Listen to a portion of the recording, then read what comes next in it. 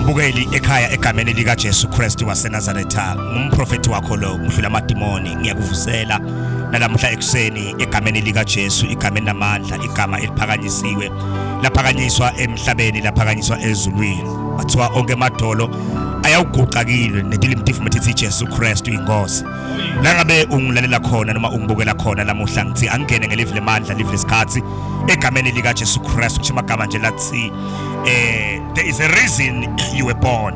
Don't end what God has started egameni lenkosi lamagama athini moloyi athi noma ngabe letindo athi hambi kahle noma ngabe kude lokulungako noma uvungathi life is overwhelming uvungathi life is full of challenges egameni lenkosi but ngithi do not end what God has started egameni lenkosi noma ungatibulali ngendlela ngendzaba yebumatima balendlela egameni lika Jesu lamagama nje athi moloyi egameni lika Jesu you are not an accident, you are not a mistake, you are not a burden egameni lika Jesu. Before anyone spoke your name, God had already written your purpose egameni lika Jesu. There is a purpose that you were born for egameni lenkosi lotalule yona before batali bakho bakwethele ligama bathi wena umvusa umuzi egameni lenkosi simakade besavele asayibekile ipurpose noma sizathu sekuphila kwakho egameni lika Jesu Kristu molo ibhuti omkhulu indzaba le imto kakhulu lekufuna sikhulume ngani ngoba siphila emhlabeni lakhona khona bantu betheleka madima tinkinga left and right kude lokulungako waliwa ngobathandzako waliwa ngabasondzele enhlitweni yakho uyafelwa bangani kude lokuhamba kahle empilweni yakho but emagama nje ngithi anguthi yona mbukeli athi do not end what God has started because now there is a reason that you were born for egameni lika Jesu Kristu anguthi nje emagama lathi before you ever felt pain heaven had already assigned a meaning to your life before wena uve buhlungu lobuva kunamuhla bethino tingahambi kahle bengalungelwa tinto bekwaliwa bekurejectwa but emazulu ngosiyami egameni lika Jesu ayibeka katheni no imeaning yekuphila kwakho kune meaning yekuphila kwakho egameni lenkosi noma sawungevungathi sekumatima kakhulu kepha kunesizathu ukuthi uphilelane egameni lika Jesu angutshela amagama lathi the enemy fights what carries value hayi inkosi yami egameni lika Jesu sitha sathane siyakuhlasela kakhulu nakulokuphethe amandla egameni lika Jesu yembukele ekhaya kunemandla wena lo waphethe kunemandla lavalelwe ephakathi kwakho you are loaded you were created for a purpose egameni lika Jesu so sitha ke manje siyakulwisa naku lokuphethe ivalu egameni lika Jesu that's why the battle that is around your life is it so intense egameni lenkosi it's because you are carrying value egameni lika Jesu that's why the pressure feels unbearable because your existence threatens darkness egameni lika Jesu ngoba moloyi indzaba yethu yokuphila egameni lenkosi siphila impilo yasemhlabeni kepha siphila sikamoya egameni lika Jesu le pressure letimini ntethu imatima egameni lenkosi why because isigodlo sebumnyama siyeva lokuthi sitawunyakatisa moloyi egameni lika Jesu Kristu lakhona khona umbukeli nemagama nje lathi ungadibulali futhi lombhali moloyi encwadzini ya Jeremiah number 11 verse number 20 noma Jeremiah 29 verse number 11 buti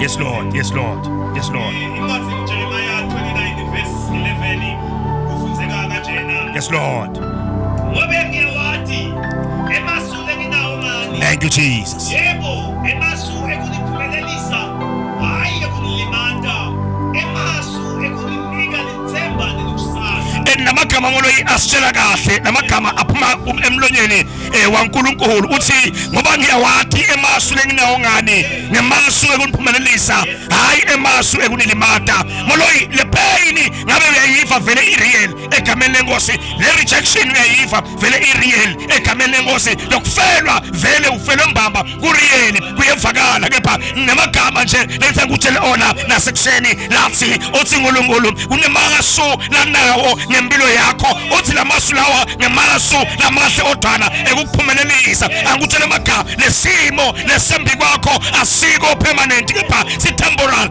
egameni likaJesu. Angikutshele magama ngithi lesimo lesembi kwakho ngeke sihlale lapho forever kepha lesimo siyendlula egameni likaJesu. Uzombhali akusiwo emasu ekunilimata kepha ngemasu Nkosi yami ekuniphumelelisa. La ukhona khona sihlobo sami ekhaya kunemasu lamahle uNkulunkulu lanawo ngempilo yakho. Lokungemasu ekukuphumelelisa hayi emasu ekukubulala. You may feel tired, you may feel rejected, you may feel like nothing is working, but hear this clearly: how you feel is not the final truth about your life. Nakulokuvako noma ngabe uthi ungathi ukhathele, noma uthi ungathi usaliwa kati, noma uthi ungathi wonke umuntu uyakulahla, noma ngathi ungathi kude lokulunga kwempilweni yakho, but lesimo leso egameni likaJesu angikutshela amagama ngithi akusiliqiniso ngempilo yakho lelo. Awusisehluleki wena, awusiyelahliwe wena, awusiyezondiwe wena egameni likaJesu. Akusinguwe loyo kepha lawo ngemagama nje i-definition yesitha masibuka wena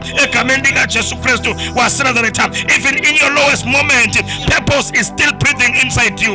Noma ngabe sewufungathi akusalungi lutho, noma sewufungathi kude lokulunga okuwe, but injongo soliyaphakuda ngephakathi kwakho. Injongo soliyaphila yakubida ithasambe indlela iyaqhubeka ngoba kunenjongo umuntu nayiphilelako. Injongo bona yena umuntu ukuthi aqhubeke ngisho evuka ukhathele, but injongo ayimiyekela umuntu, iyambida iyambamba umuntu. It's hold on, we are still going there. Awayilahla indlela, we are still going there. Injongo yakho iyaphila egameni likaJesu Kristu.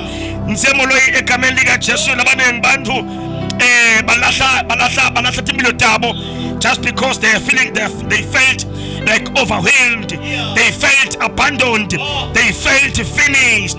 But God did not allow their story to end in that moment, and He will not allow yours to end like that either. Angikutshela makhaba kunabantu labanye labendlule kulesimo lophila kiso, kulesimo lohamba etikwaso, but uNkulunkulu wala nabo ukuthi kuphele kanjalo ngempilo tabo ngoba uNkulunkulu uyala nemuntu moloyi. uNkulunkulu wala nemuntu setihlekile titha, ale nemuntu uNkulunkulu sekufungiwe moloyi, ale nemuntu uNkulunkulu sebathakathile. Yayi uNkulunkulu ude moloyi umlando wokwehluleka. uNkulunkulu uyakhona wala nemuntu embi kwetitha takhe, and uNkulunkulu athangana nawe bese yalideka itafula embi kwetitha athi hlani, your time is now, athi come and dine with me in this table egameni likaJesu. Akutshela amagama njengoba simakathi akhona kwana nabanye usengala neyakho impilo egameni likaJesu Kristu. The pain is real, but it is not permanent. Your struggle is heavy, but it is not your ending. Egameni likaJesu Kristu. There are people we have not met yet who need your testimony. Kunebantu labadzinga lobufakazi lokuthi udlule njani kulesimo lokiso. Kunebantu abadzinga ukuthi ubaqinise emadolo lacekako labevungathi sekuToo much ngempilo tabo. Stand, don't give up. There are lives waiting to be changed by your survival. Kunemiphefumulo netawubona ukuthi unasolo uyaphila kule timo leto ikhona ekuphila nayo egameni likaJesu Kristu. If you walk away now, we'll never see the doors that we are about to open.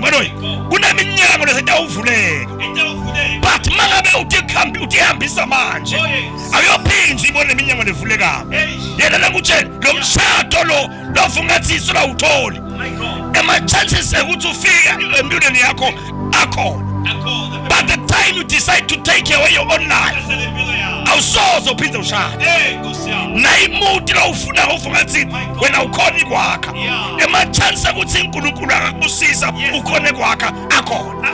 But the time you decide to kill yourself, utase ufe njengesehluleki, awuyoze uphinde wakhe lo muntu egameni likaJesu Kristu.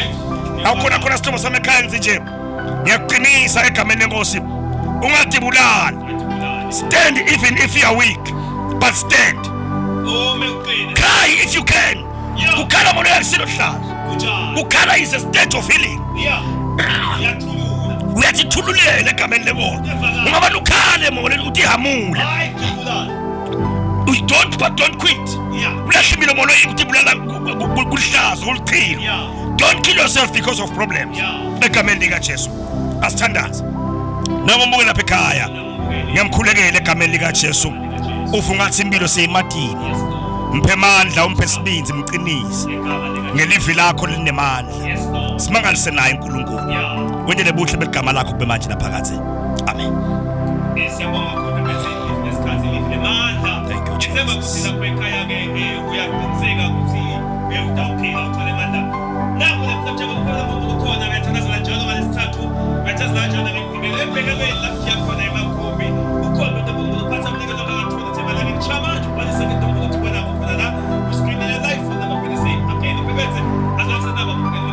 So ngembukele ekhaya ukhona egameni lika Jesu Kristu. You were born on purpose. You are alive for a reason. And your story is not over. Don't kill yourself because of that situation that is in front of you now. Nkulunkulu khona yakuthanda. I Prophet Kulamadimoni, I love you more. Bye bye.